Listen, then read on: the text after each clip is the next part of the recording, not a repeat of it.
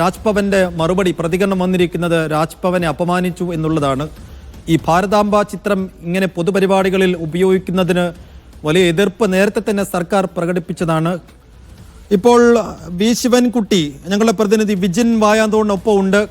വിജിൻ തന്നെയാണ് ഈ വിവരം ആദ്യമായി റിപ്പോർട്ട് ചെയ്തതും. വിജിൻ, മന്ത്രി കൂടെയുണ്ട്. എന്താണ് ഇപ്പോൾ മന്ത്രിക്ക് പറയാനുള്ളത്? ഈ ഒരു രാജ്ഭവന്റെ ഭാഗത്തു നിന്നൊരു വാർത്താക്കുറിപ്പും പ്രതികരണവും ഒക്കെ വന്ന സ്ഥിതിക്ക് മന്ത്രിക്ക് എന്തു പറയാനുണ്ട്?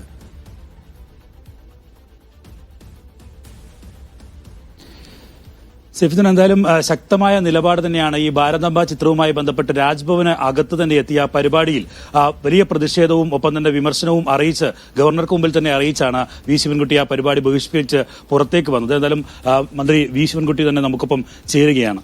മിനിസ്റ്റർ, കുറച്ച് ദിവസമായി ഈ ഭാരതാംബ ചിത്രം രാജ്ഭവനിൽ വെച്ചതുമായി ബന്ധപ്പെട്ട് വലിയ വിവാദങ്ങൾ, അത് മാറ്റില്ല, തുടർച്ചയായ പരിപാടികൾ, സർക്കാർ പരിപാടി തന്നെ ഇത്തരത്തിൽ ആ ചിത്രം അവിടെ വെക്കണമെന്ന നിർബന്ധം ആണ് ഗവർണർ പിടിച്ചുകൊണ്ടിരിക്കുന്നത്. മിനിസ്റ്റർ അവിടെ എത്തുകയും അതിനുള്ള വിമർശനം അറിയിച്ച് തിരിച്ചു വരികയാണ് ഉണ്ടായത്.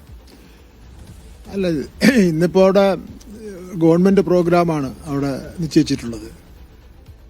ഈ Kerala state Bharat scouts and guides എന്ന് പറയുന്നത് അതിൻ്റെ പ്രസിഡന്റ് വിദ്യാഭ്യാസ മന്ത്രിയാണ്. അതിൻ്റെ രക്ഷാധികാരി മാത്രമേ ആവുന്നുള്ളൂ ഈ ഗവർണർ എന്ന് പറയുന്ന. അതിൻ്റെ സെക്രട്ടറി എന്ന് പറഞ്ഞൊരു പ്രഭാകരൻ എന്ന് പറഞ്ഞ ഒരു appointed by government of Kerala. അപ്പോൾ പിന്നെ 2 ആഴ്ച മുമ്പ് രാജ്ഭവൻ്റെ ഓഫീസിൽ നിന്ന് ഈ ഇദ്ദേഹത്തെ വിളിച്ചിരിക്കുകയാണ്. വിളിച്ചിട്ട് രാജ്യ പുരസ്കാര അവാർഡൊക്കെ കൊടുക്കണ്ടേ കുട്ടികൾക്ക്? ഗവർണറൊക്കെ ഒപ്പിടണ്ടേ? യഥാർത്ഥത്തിൽ ഇത് സംഘടിപ്പിക്കേണ്ടത് സംസ്ഥാന ഗവൺമെൻറ് മുൻകൈ എടുത്തിട്ടാണ്. കാരണം നമ്മുടെ കുട്ടികൾ അവാർഡ് കൊടുക്കുന്ന നമ്മൾ അതിൻ്റെ പിന്നെ കമ്മിറ്റിയുടെ പ്രസിഡന്റ് ഞാൻ, സെക്രട്ടറി കൊടുത്ത ഉദ്യോഗസ്ഥൻ, ഗവർണർ ഒരു സാധാരണഗതിയിൽ ഒരു ഐശ്വര്യത്തിന് വേണ്ടി ഒരാളുടെ പേര് വയ്ക്കുമല്ലോ, അത്ര സ്ഥാനമേ ഉള്ളതിൽ. നമ്മുടെ ഈ വലിയ കമ്മിറ്റിയിൽ നിന്ന് എടുക്കാൻ വേണ്ടി പറ്റാത്ത ഈ കമ്മിറ്റിക്ക് എടുക്കുമ്പോൾ കുറച്ച് ആൾക്കാർ രക്ഷാധികാരികളായിട്ട് വയ്ക്കുമല്ലോ. ഒരു പണിയും ചെയ്യാത്തവരായിരിക്കും ചിലപ്പോൾ രക്ഷാധികാരിയായിട്ട് ചിലപ്പോൾ വയ്ക്കുന്നത്. അപ്പോൾ അദ്ദേഹം അതിൻ്റെ അതേപോലെ ഒരു രക്ഷാധികാരി എന്ന് മാത്രമേ ഉള്ളൂ. അപ്പോൾ അദ്ദേഹത്തിൻ്റെ ആവശ്യപ്രകാരമാണ് ഇന്നത്തെ ഡേറ്റ് നിശ്ചയിച്ചത്. 11 മണിക്ക് നിശ്ചയിച്ചു. ഞാൻ അവിടെ വിളിച്ചറിയിച്ചു, ഞാൻ 10 മിനിറ്റ് താമസിക്കുമെന്ന് പറഞ്ഞു. പിന്നെ 20 മിനിറ്റ് താമസിച്ചെത്തുമെന്ന് പറഞ്ഞു. കാര്യം മുഖ്യമന്ത്രിയുടെ വേറൊരു ഫംഗ്ഷൻ്റെ അധ്യക്ഷനായിരുന്നു. ഞാനവിടെ ചെന്നപ്പോൾ ഉള്ള സ്ഥിതി എന്ന് വെച്ചാൽ ഒരു പടം, ഒരു വനിത പിന്നെ RSSൻ്റെ കൊടിയും പിടിച്ച് വെക്കുന്ന ഒരു പടം. ആ പടത്തിന് മുമ്പ് ഒരു വിളക്ക്. ആ വിളക്ക് മുഴുവൻ കത്തിച്ചിട്ട് ഒരു പൂവിട്ട് തൊഴുതുകൊണ്ട് ഗവർണർ അവിടെ നിൽക്കുന്നത് ആ സമയത്താണ് ഞാൻ കയറി അങ്ങ് ചെല്ലുന്നത്. ഞാൻ കസേരയിരുന്നു, അദ്ദേഹത്തിനെ കണ്ടപ്പോൾ കസേരയിരുന്നു. അദ്ദേഹം തിരിഞ്ഞു കഴിച്ചു വന്നപ്പോൾ എണീറ്റ് തൊഴുത്. എന്നിട്ട് രണ്ടുപേരും ഇരിക്കുകയായിരുന്നു. പിന്നെ ഈ പ്രഭാകരൻ സ്വാഗതം പറഞ്ഞു. അതിനുശേഷം അധ്യക്ഷ പ്രസംഗത്തിന് എന്നെ വിളിച്ചു. എന്നെ വിളിച്ചപ്പോൾ ഞാൻ കുട്ടികളെയെല്ലാം അഭിവാദ്യം ചെയ്ത് സന്തോഷിപ്പിച്ചു. എന്നിട്ട് ഞാൻ പിന്നെ പറഞ്ഞു, ഗവർണർ അദ്ദേഹത്തോട് ചില കാര്യങ്ങൾ എനിക്ക് പറയാനുണ്ട് എന്ന് പറഞ്ഞിട്ട് ഈ കാണിക്കുന്നത് ശരിയല്ല എന്ന് പറഞ്ഞ രീതിയിൽ പറഞ്ഞു.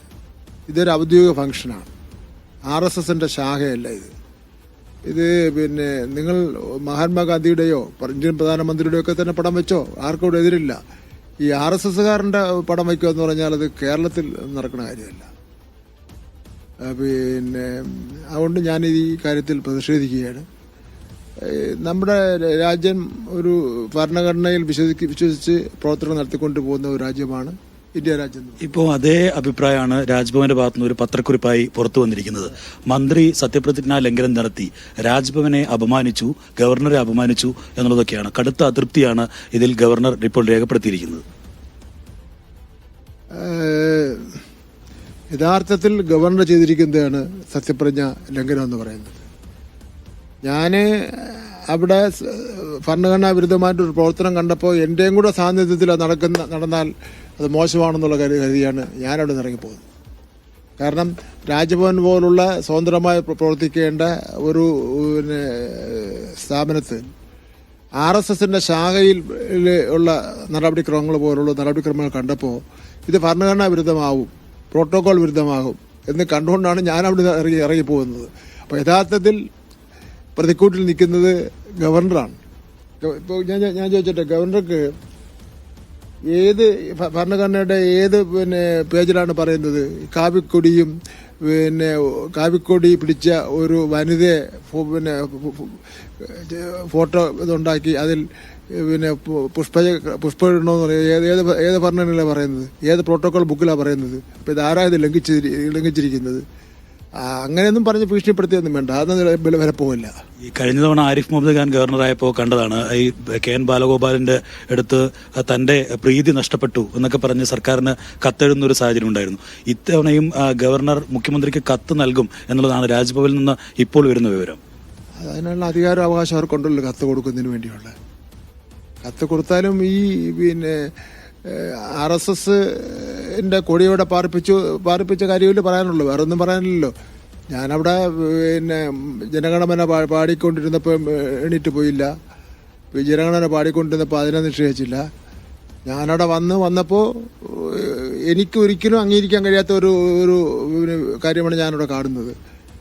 ഈ RSSകാരൻ്റെ കൊടിയിൽ അവിടെ എനിക്കിരിക്കേണ്ട കാര്യമൊന്നുമില്ല, ഞാൻ ഇരിക്കുന്ന പ്രശ്നവുമില്ല. അതിന് ഗവർണറല്ല, ഇനി വേറെ ആരായിരുന്നാലും അത് ഇരിക്കുന്ന പ്രശ്നമല്ല.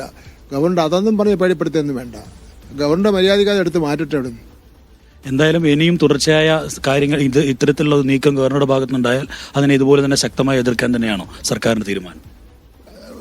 ഒരു ഗവൺമെന്റിനായാലും അധികാരമുണ്ട്, ഗവൺമെന്റിനുള്ള രീതിയുണ്ട്, കേന്ദ്ര ഗവൺമെന്റിന് ആ രീതിയുണ്ട്, സംസ്ഥാന ഗവൺമെന്റിന് ആ രീതിയുണ്ട്.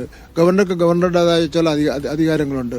ഗവർണർ BJPയുടെ വാലാവാനും RSSന്റെ പ്രവർത്തകനാവാനല്ല ഗവർണർ ഇവിടെ നിയോഗിച്ചിരിക്കുന്നത്. രാജ്യം ജനാധിപത്യ രാജ്യമാണ്, ഇന്ത്യക്കൊരു ഭരണഘടനയുണ്ട്. ആ ഭരണഘടന ഒരിടത്തും പറയുന്നില്ല ഗവർണർമാർ ഓരോ സംസ്ഥാനത്തും ചെന്നിട്ട് രാഷ്ട്രീയ പ്രവർത്തനം നടത്തണമെന്നും അവിടെ RSSന്റെ ശാഖ തുറക്കണമെന്നും ഒരിടത്തും പറയുന്നില്ല. അത്തരം കാര്യങ്ങൾ തുറന്നു വന്നു കഴിഞ്ഞാൽ ശക്തമായി എതിർക്കും, അതിന് തർക്കമൊന്നും വേണ്ട. എന്തായാലും മന്ത്രി വി ശിവൻകുട്ടിയാണ് നമ്മളോട് സംസാരിച്ചത്. അദ്ദേഹം പറയുന്നത് താനല്ല ഭരണഘടനാ ലംഘനം നടത്തുന്നത്, ഗവർണറാണ് ഭരണഘടനാ ലംഘനം നടത്തുന്നത്. ഇന്ത്യൻ പതാക വെക്കേണ്ടിടത്ത് RSSന്റെ പതാക വെച്ചാൽ ഇനിയും ശക്തമായ തരത്തിലുള്ള പ്രതിഷേധവും പ്രതികരണവും ഉയർത്തും എന്നുള്ളതാണ് നിലവിൽ മന്ത്രി വി ശിവൻകുട്ടി തന്നെ വ്യക്തമാക്കുന്നത്. സനോഷ് സൈക്കൊപ്പം വിജിൻ വായാന്തോൻ, മീഡിയ 1.